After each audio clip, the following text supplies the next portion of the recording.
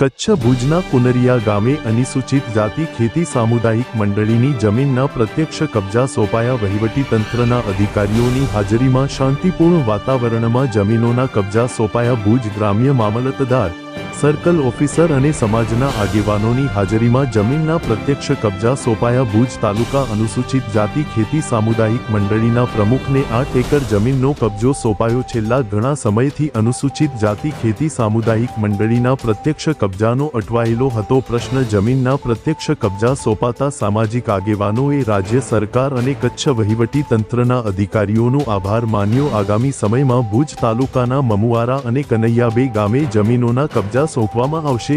N Sharma, મામલતદાર, ભુજ તાલુકા. નરેશભાઈ મહેશ્વરી, સામાજિક કાર્યકર, ભુજ. અશોકભાઈ હાથી, પ્રકાશભાઈ ડગરા તથા અન્ય સામાજિક કાર્યકર ભાઈઓ જોડાયા હતા.